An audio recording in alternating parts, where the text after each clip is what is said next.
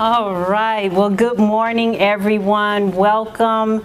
And again, I'm so glad that you all are here. This is going to be an interesting conversation. It is a conversation. I'm going to present a lot of information.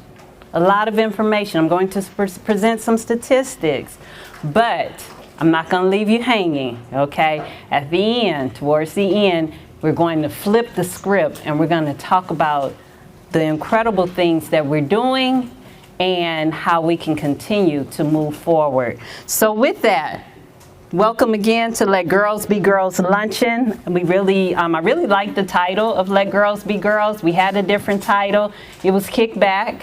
And then Angela came up with the title, Let Girls Be Girls. And I was like, okay, that's so befitting. It really is. So the agenda for this part of our program, we will talk about adultification bias and what it actually is. We'll talk about the Georgetown Law Study.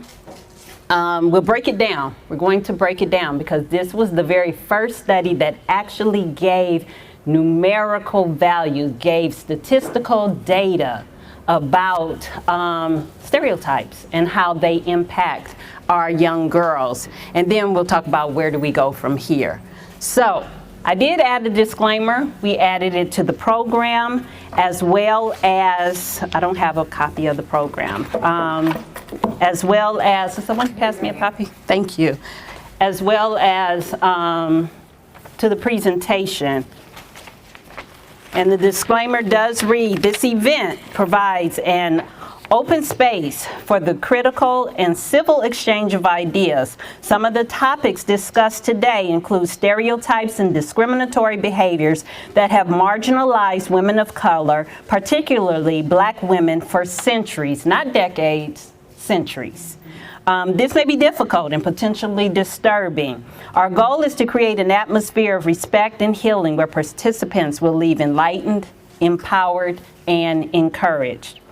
So for those in need of emotional support, we have invited representatives from the Student Assistance and EAP program.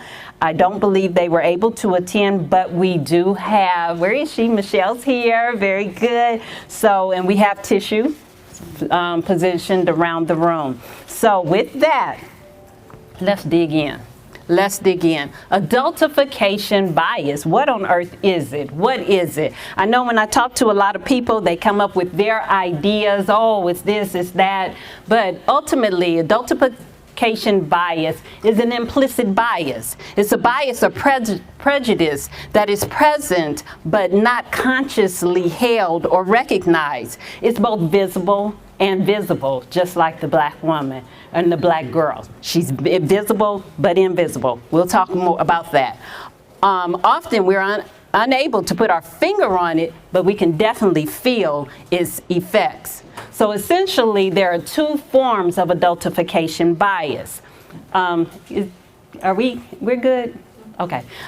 So the first part is, it's a process of socialization. It's the way we raise our girls, the way we were raised. It's a process of socialization in which children function at a more mature developmental age because of situations.